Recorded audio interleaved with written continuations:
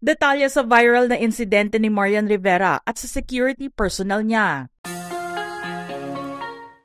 Maingay muli ang pangalan ng aktres na si Marian Rivera ngayon dahil sa isang video na nag-viral noong isang araw lamang. Subalit ang nakakapagtaka dito ay matagal nang naganap ang pangyayari sa nasabing video. Nakunan nito noong matapos ang 72nd FAMAS Awards Night noong May 26, 2024. Pero hindi makakalimutan ng mga netizens ang insidente, kaya muling lumabas ang video na iyon. Ito ay mayroong kinalaman sa di umano'y pambabastos ng isang security personnel kay Marian. Napansin ng mga nakapanood ang itsura ni Marian na tila hindi komportable sa sitwasyong kanyang kinalalagyan noon sa gitna ng maraming tao. Sa unang clip ng video, nakita ang security niya na nakasandal malapit sa kanyang dibdib. Dito pinutol ang video at sa sumunod na clip naman ay nabasa sa pamamagitan ng lip reading ang sinabi ng kapuso actress na, "Kanina ka pa kuya, kanina ka pa eh."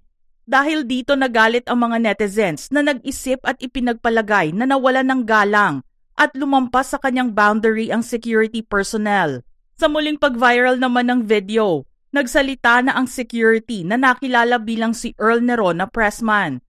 Sa isang post sa kanyang Facebook account, ipinahayag niya ang kanyang paliwanag sa kaganapan at kung ano talaga ang nangyari noong araw na iyon. Nagbigay siya ng kanyang paliwanag sa unang clip kung saan makikita na sobrang intense ng crowd sa event. Dahil dito ay medyo naging restricted ang kanilang kilos dahil sa dami ng tao.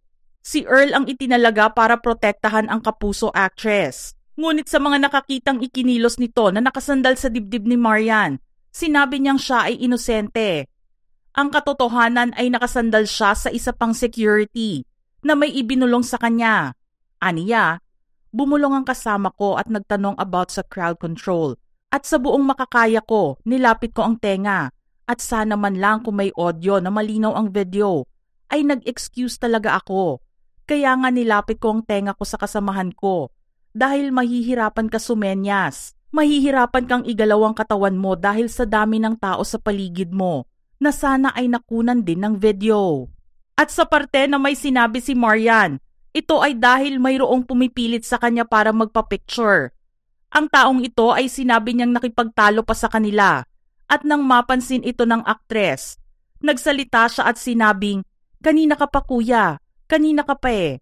Dagdag pa niya, may isang crowd na nagpupumilit na makalapit kay Marian at nakikipagtalo sa amin. I swear, hindi ako yon. Sinundan niya ng tingin yon at nagkataon na sa akin nakatingin dahil nga kami ng mga kasamahan ko ang nagsesecure ng kanyang safety. Ang inakala ng mga netizens na mensahe ni Marian para sa kanya ay para pala sa taong nagpupumilit na magpakuha ng picture sa aktres. Nag-post naman ito ng litrato nilang dalawa ni Marian sa kanyang account bilang patunay na maayos ang naging working relationship nila ng aktres. Aniya sa post, ito ang litrato na magpapatunay na ayos kami ni Marian.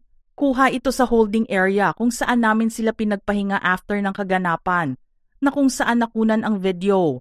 Nag-usap pa nga kami saglit about sa crowd control at walang issue na nangyari. Pinalaki lang ng mga taong walang ibang hangarin, kundi manira ng kapwa-tao at pagkakakitaan ang paninira sa ibang tao. Nagbigay naman ng paalala ang security personnel sa mga netizens. Sana maisip ng mga taong nakikisakay lang sa issue ang mga nangyari. Actually, hindi naman issue ito. Talagang kumalat lang ang video dahil sa taong one-sided ang utak. Kung malawak lang sana ang pagkakakuha ng video, ay makikita ninyo ang totoong sitwasyon. Siksikan talaga ang mga tao. At lahat ay halos gusto malalapit kay Marian. Sana nakunan din ng video yon. Paano na lang kaya kung wala ako sa designation ko? E di mas nabasto si Marian at hindi na mapipigilan ang mga taong halos lumapit sa kanya. At sa nag-upload ng video na may masamang intensyon, ipinakiusap niya na huwag gumawa ng kwento at huwag din munang manghusga kung hindi naman alam ang kabuuan ng istorya. Kaya sana makonsensya kayo sa mga ginagawa ninyo. Huwag kayong maging one-sided kung hindi naman ninyo alam ang kabuuan ng story. Nakakabulahaw kayo ng taong tahimik na nagtatrabaho at kumakayod sa araw-araw. 6 na buwan na po nakalipas noong mangyari ang event na yan at tinanggal na po ang mga videos na yan Ngunit may ilan pa ring mga walang puso ang nagpapakalat ng ganitong video na nakakasira ng aking imahe. Kung inyong maaalala ay naging laman na rin ng mga viral videos noon si Marian. Noong panahong medyo baguhan at nagsisimula palang makilala ang pangalan niya dahil sa pagganap niya bilang si Marimar sa teleserye. Ang insidente ay nangyari sa stairwell ng isang building at dito ay maririnig ang aktres na mayroong sinigawang isang fan na napag-alaman na stalker pala niya. May isa pang insidente noon kung saan sinabing hindi niya tinanggap ang isang magazine na iniabot ng fan dahil ang cover nito ay ang rumored boyfriend niya noon na si Dingdong Dantes at si Rian Ramos na bida sa remake ng Stairway to Heaven.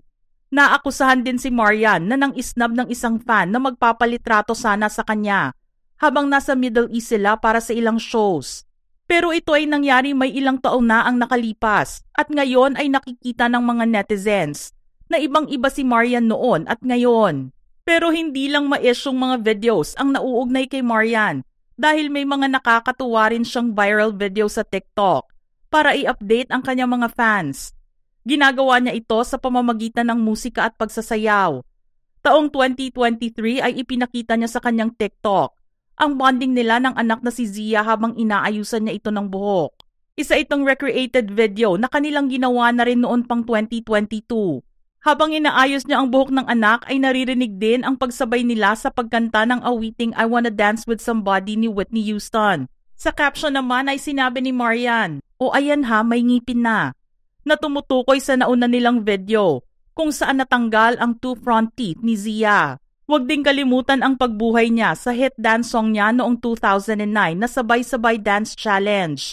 Nakisali rin sila ng anak na si Sixto sa trending dance na disco ng bandang Surf Curse. Gumawa rin siya ng sariling rendition ng Shake That Ass Challenge ni 50 Cent. Ipinakita rin niya ang kanyang dance move sa price tag ni Jessie J Challenge.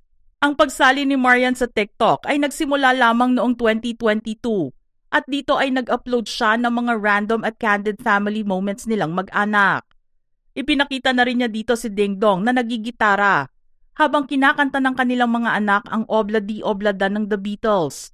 Nariyan din ang ginawa niyang Brother Louie Dance Challenge kasama ang mister na talaga namang kinatuwaan ng mga fans and followers niya.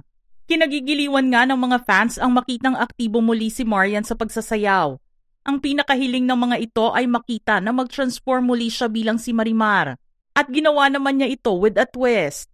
Nagbihis siyang muli bilang si Marimar sa pamamagitan ng sumikat na trend na Ahsoka style. Mga ka-showbiz peeps, gusto naming marinig ang inyong reaksyon sa ating istorya ngayon.